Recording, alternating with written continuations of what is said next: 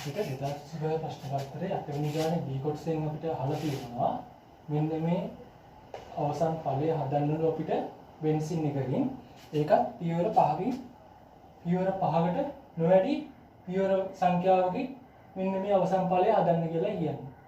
එතකොට අපිට මේක මේ අවසන් ඵලය දැක්කාම අපිට පේනවා මෙතන එස්ටරයක්. එහෙනම් මෙන්න මේක හරිවාරේ මෙන්න මේ කොටස් දෙකකට තමයි හැදිලා තියෙන්නේ. මේක එක කොටසක් මේක තව කොටසක්. එහෙනම් අපි මේක හදන්න ගමු. එහෙනම්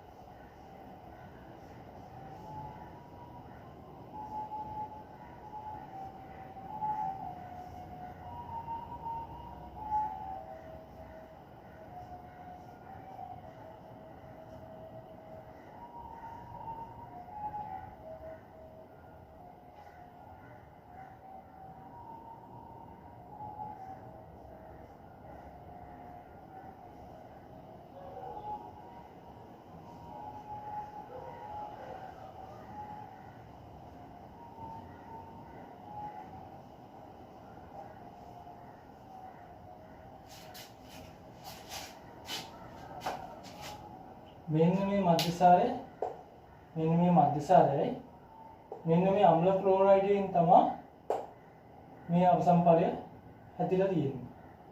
එහෙනම් මෙන්න මේ මධ්‍යසාරය අපිට හදාගත්ත හැකි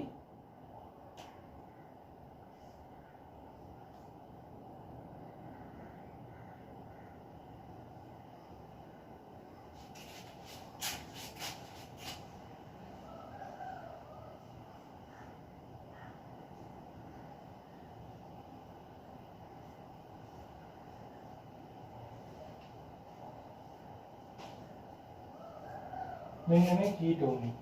එතකොට මේ කීටෝනේ මධ්‍යසාරය අපිට හදා ගන්න පුළුවන් අපිට NaBH4 හරි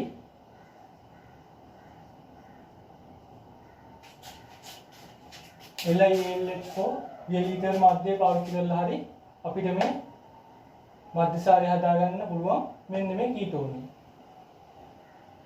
එතකොට මේ කීටෝනේට අපිට මේ කීටෝනේ හදාගත්තා කියන්නේ බෙන්සින් එකකින්. ඒක කොහොමද?